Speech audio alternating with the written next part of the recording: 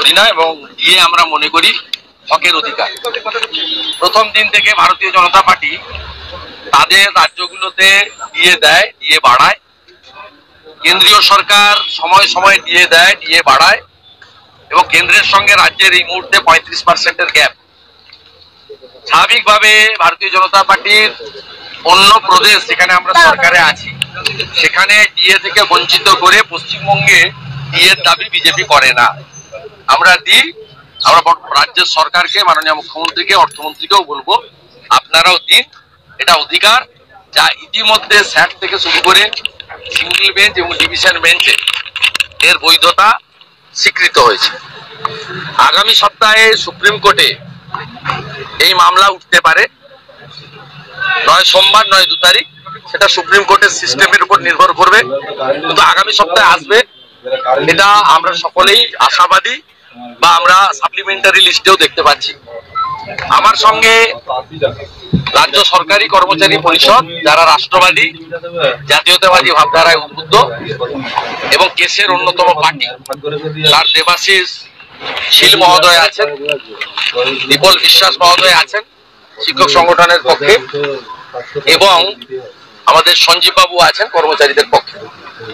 আমরা এখানে বামপন্থীরা যারা লড়াই করছেন আমরা এর মধ্যে কোনো প্রতিযোগিতায় যেতে চাই না, কিন্তু কর্মচারী শিক্ষকদের জানাতে চাই সুপ্রিম কোর্টের এই এসএলপির এগেইনস্টে তাদের কিন্তু ভূমিকা নাই।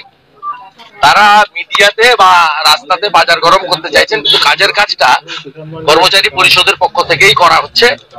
আমরা সুপ্রিম কোর্টে অত্যন্ত সিনিয়র লয়ারদেরকে অ্যাপয়েন্টমেন্ট করেছি এবং আমাদের দুজন অ্যাডভোকেট কলকাতা হাইকোর্টের মিস্টার গুট্টু সিং এবং বাশ্রী স্বরাজ সুপ্রিম কোর্টের, তারা পুরো বিষয়টা দায়িত্ব নিয়ে দেখছেন এবং যেদিন হিয়ারিং হবে সেদিনকে আমাদের সিনিয়র লয়াররা সেখানে কর্মচারী শিক্ষকদের পক্ষে এই আইনি লড়াইতে থাকবে। তাই পশ্চিমবাংলার সর্বস্তরের সরকারি কর্মচারী, রিটায়ার্ড কর্মচারী, শিক্ষক এবং পঞ্চায়েত পুরসভা সহ রাজ্য সরকারের যারা স্থায়ী কর্মচারী বা অবসরপ্রাপ্ত কর্মচারী তাদের প্রতি আমরা on behalf of the BJP এবং বিরোধী দল হিসেবে, যেহেতু আমরা অ্যাসেম্বলিতে একমাত্র বিরোধী দল, আমি বিরোধী দলনেতা হিসেবে, আমার চিফ হুইপ অপোজিশন আছেন, অনেক এমএলএ আছেন, আমরা আশ্বস্ত করছি যে সুপ্রিম কোর্টের লড়াইতে সিপিএম নাই, বিজেপি আছে আপনাদের সঙ্গে, এটা আপনাদের আশ্বস্ত করতে চাই। আর যে বা যারাই বিক্ষোভ আন্দোলন করুন না কেন তাতে পুলিশের যে বর্বরোচিত আচরণ আমরা আরেকবার দেখলাম, গামড় পুলিশ দেখেছিলাম, ঘুষিমারা পুলিশ দেখলাম, প্রায় 70 ঊর্ধ্ব মহিলাকে যেভাবে টেনে টেনে নিয়ে যাচ্ছিলেন, কলকাতা হাইকোর্টের কর্মচারীদের উপর যেভাবে মেরেছেন, আক্রমণ করেছেন রাজ্য সরকারের পুলিশ, কলকাতার পুলিশ, আমাদের মনে হয়েছে এই পুলিশগুলো নিয়ম মেনে পুলিশে চাকরি পায়নি। কারণ পুলিশের কাজ কামড় দেওয়া বা ঘুষি মারা নয়, পুলিশের ট্রেন্ড পুলিশ হলে এটা হতো না, এটাও ওই শিক্ষক নিয়োগের মতো ভুয়া পুলিশ বলে আমাদের মনে হয়েছে। যারা মার খেয়েছেন তাদের লড়াইকে শ্রদ্ধা জানিয়ে আমরা আশা করছি এই হকের অধিকার এবং এককালীন 15 সাল থেকে বকেয়া মেটানো, তার জন্য এই লড়াইতে আপনাদের দাবি জয়যুক্ত হবে। আর আইনি লড়াইতে যা যা করণীয় আমরা সেটা করব। আজকে আপনাকে আপনার হয়ে গেছে, আপনি কিছু বলবেন? এবার আরেকটা ইস্যু আছে বলে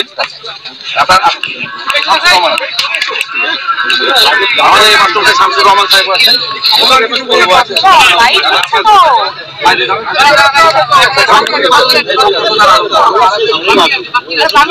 আমাদের আরেকটা অভিযোগ, তারপরে প্রশ্ন নেই, আমাদের আরেকটা অভিযোগ আছে। উত্তরবঙ্গ বিশ্ববিদ্যালয়ের নবনির্বাচিত ভাইস চ্যান্সেলর তৃণমূল কংগ্রেসের নেতা ওম প্রকাশ মিশ্র মহোদয়, তিনি উত্তরবঙ্গ ইউনিভার্সিটির ক্যাম্পাসের মধ্যে থাকা কিছু জমি প্রাইভেট পার্টিকে বিক্রি করার উদ্যোগ নিয়েছেন।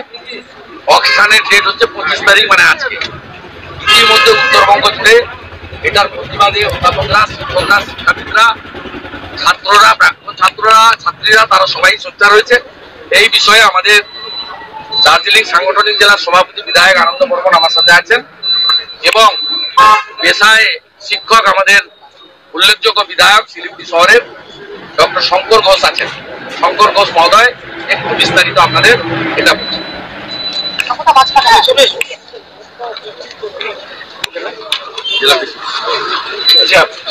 সবাইকে ধন্যবাদ। মাননীয় বিরোধী দলনেতার তিনি প্রাথমিক কথা বলেছেন। আপনারা জানেন যে বিধানসভার অভ্যন্তরে বিরোধীরা তাদের প্রশ্ন তোলেন এবং প্রশ্নের উত্তর হিসাবে বারবার করে আমরা দেখেছি বিকৃত মন্তব্য, তথ্য বিকৃত করা ইত্যাদি এবং অন্যদেরকে তুচ্ছ তাচ্ছিল্য করা, এই ঘটনাগুলো ঘটে। আজকে সম্মানীয় ডক্টর অশোক লাহিড়ীও বিরক্ত হয়ে এই প্রশ্ন তিনি তুলেছিলেন যে কিভাবে বিরোধীদের প্রশ্নের উত্তর না দিয়ে তাদেরকে অপমান করার চেষ্টা করা হয়। আমরা আজকে আমি এবং আনন্দ আমাদের বিধায়ক মাটিগাড়া নকশালবাড়ি অঞ্চলে, যার অঞ্চলে উত্তরবঙ্গ বিশ্ববিদ্যালয় রয়েছে, আমি সেই উত্তরবঙ্গ বিশ্ববিদ্যালয়ের প্রাক্তনী হিসাবে এর আগের দিন মাননীয় উচ্চশিক্ষামন্ত্রী পার্থবাবুর কাছে কতগুলো প্রশ্ন করেছিলাম, এবং সেই প্রশ্নের উত্তরে আমি জানি না উচ্চশিক্ষা মন্ত্রীকে মিসলিড করা হয়েছে কিনা, বা তিনি যে তথ্য দিয়েছেন তিনি যদি জেনে বুঝে এই তথ্য দিয়ে থাকেন সেটা শিক্ষার পক্ষে এবং উত্তরবঙ্গের পক্ষে, ছাত্রছাত্রীদের পক্ষে দুর্ভাগ্যজনক। আমি নির্দিষ্টভাবে প্রশ্ন করেছিলাম যে উত্তরবঙ্গ বিশ্ববিদ্যালয়ের জমিতে ট্যুরিজম ডিপার্টমেন্টকে হস্তান্তরকরণের মাধ্যমে কোন ধরনের ম্যানেজমেন্ট ইনস্টিটিউট, হোটেল ইত্যাদি খোলার সরকারি পরিকল্পনা আছে কিনা। তিনি উত্তর হিসাবে বলেছিলেন যে ট্যুরিজম ডিপার্টমেন্টকে এই জমি হস্তান্তর করা হয়েছে, 96% প্রশাসনিক ভবনের কাজ শেষ হয়ে গেছে, 63 কোটি টাকা ইত্যাদি বরাদ্দ করা হয়েছে, এবং তার সাথে সাথে তিনি বলেছিলেন যে computer science engineering BTech seat number 60, electronic and engineering BTech seat number 60, teaching post 41, non teaching post 54 ইত্যাদি ইত্যাদি নানা তথ্য দিয়েছেন। এবার দেখুন, এখানে উত্তরবঙ্গ বিশ্ববিদ্যালয় একটি সূচনা বের করেছে। এখানে বলছে যে কোনো ধরনের ট্রান্সফার করা হয়নি। এতদিনে উপাচার্য স্বীকার করেছেন কোনো ধরনের ট্রান্সফার করা হয়নি, শুধু ব্যবহারের অনুমতি দেওয়া হচ্ছে, ব্যবহারের। আর প্রশাসনিক ভবন সেটা যে কোথায় হয়েছে 95% এটাও আমরা খুঁজে পেলাম না। আর তার পাশাপাশি বলা হলো ম্যানেজমেন্ট কোর্স, ট্যুরিজম ইত্যাদি, আর বলা হচ্ছে কম্পিউটার সায়েন্স ইত্যাদি ইলেকট্রিক্যাল বিভাগের নাকি সেখানে আসন সংখ্যা ইত্যাদি করা হয়েছে।